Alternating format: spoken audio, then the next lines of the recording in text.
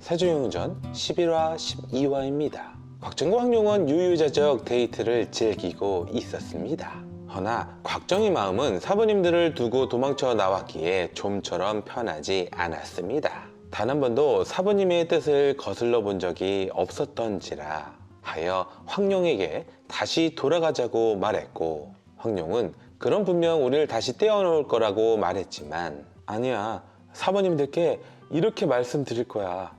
황룡은 아주 훌륭한 아가씨라고. 황룡은 그게 통할 리가 없다는 걸 알고 있었고, 또 그 고집쟁이 가진하게 성격도 알고 있었지만, 죽어도 황룡과는 절대 안 헤어진다고 말하는 곽정의 뜻을 따라 다시 돌아가 보기로 하였습니다.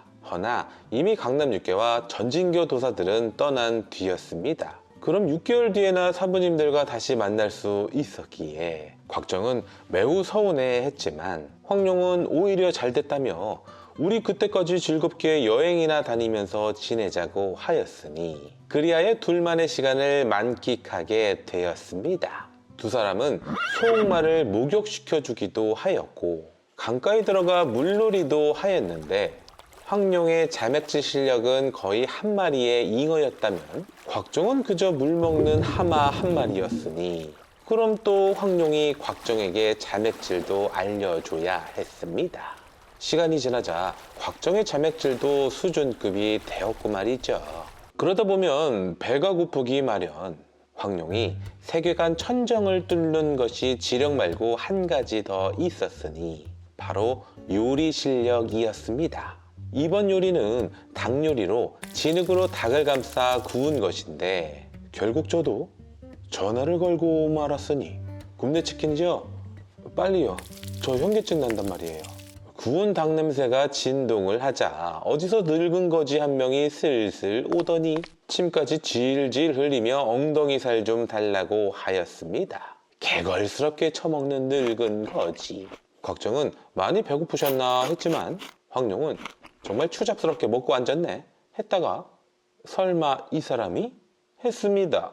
이제부터 황룡한테 한 번 걸리면 어떻게 되는지 보여주기 시작하는데, 쉴 새 없이 황룡표 진수성찬들이 나오기 시작했고, 늙은 거지는 마도 않고 싹 다 해치웠습니다. 그러면서 한다는 소리가, 나란 놈은 식탐이 문제야. 식탐이 말이야. 그 식탐 때문에 손가락 하나도 싹둑 잘랐지. 손가락이 하나 없는 것을 보자 2만% 확신한 황룡. 바로 이 늙은 거지가 천하오졸 중 한 명인 홍칠공이라고 말이죠. 거참 잘 먹었다. 너희가 돈은 절대 안 받겠다고 하였으니 무공묘수를 알려주마. 그야말로 황룡의 계획대로 착착 진행되어 갔습니다. 늙은 거지도 이제 자신을 홍칠공이라 말해준 상황. 우선 곽정과 황룡은 홍칠공 앞에서 서로 대련하여 실력을 보여주기로 하였습니다. 곽정 50인력, 황룡 70인력이었기에 가볍게 황룡의 승리. 칠공, 오빠는 맨날 무공이 저만 못하다고 저한테 화를 낸다니까요. 내가 언제? 윤석아, 네 아비의 무공이 그리 뛰어난데 왜 나한테 배우려는 것이냐? 아버지를 아셨군요. 하지만 아버지는 항상 말씀하셨죠. 세상에서 자신을 이길 무공이 있다면 칠공의 그 건법이 뭐랬더라? 황룡 18장이다. 맞다, 그거예요. 그리하여 곽정은 황룡 18장 중 황룡유해를 전수받게 되었습니다. 비록 18장 중 한 개의 장만 배우는 거였지만 김룡세계관 모든 장력을 통틀어 가장 강력하고 웅후한 장력이었고, 총명하지 못한 곽정이었다 하더라도 오히려 이렇게 한 개의 장만 수백 수천 번을 반복해서 연마할 수 있었기에 완벽히 습득할 수 있었습니다. 그리하여 곽정의 무공은 50인력에서 100인력으로 상승되었습니다. 70인력 황룡이 이를 보자, 칠공, 이제 오빠가 절 때리면 전 어떡하죠? 그러면 순아, 용이는 날 따라오너라. 내 제조 하나를 가르쳐 주지. 정의는 계속 연마하고 있거라. 그렇게 곽정 혼자 남겨졌을 때 또다시 나타난 이빨괴물 양자옹. 늘 그랬듯 곽정의 피를 갈망하여 달려들었는데, 곽정이 급한 마음에 황룡유해를 격발시켰더니 백인령 양자옹이 상대조차 안 될 지경. 이거다 싶어 곽정은 계속 황룡 유해를 날렸지만 결국 이 한 장밖에 모르는 것을 들키고 말았고, 그럼에도 맞추기만 하면 양자홍을 쓰러뜨릴 수 있었지만 이리저리 피하기만 했으니 이렇게 시간을 끌다 보면 곽정의 내력은 결국 소진될 터 지금이니. 그럼 우리 깨돌이 황룡이 나설 차례였습니다. 그새 무공을 배워서는 이 대머리 독수리를 상대하였으니 심지어 양자홍이 황룡한테 밀리는 형세. 이때 황룡의 무공은 70인력에서 120인력으로 상승된 상태였습니다. 물론 강호의 짬밥 차이로 양자홍이 반격을 날리긴 했지만 홍칠공이 나타나자 그때부터 살려달라 애골복골하는 양자홍. 실은 소시적 양자홍이 악한 짓을 하고 다닐 때 홍칠공이 그를 혼내준 적이 있었고, 그때 양자홍의 머리털을 전부 뽑았던 적이 있었습니다. 결국 양자홍이 목숨 구걸하여 도망치는 것으로 소동이 종료되었습니다. 허나 황룡은 양자홍 때문이라도 곽정에게 더 많은 무공을 가르치게 해야겠다 생각이 들었고 하여 더 맛있고 더 진귀한 요리를 대접하였으니 결국 천하오절 홍칠공은 황룡의 귀여운 꾀임에 넘어가 곽정에게 황룡 18장을 무려 15장이나 가르치게 되었으니 앞불싸 더 가르치다 큰일 나겠다 싶어 홍칠공은 이만작별을 하겠다고 하였습니다. 그때 갑자기 나타난 수만 마리의 독사들, 독한 술을 머금었다가 뿜어대니 잠시 뱀들을 주춤하게 만들 수는 있었지만 이도 임시방편일 뿐이었습니다.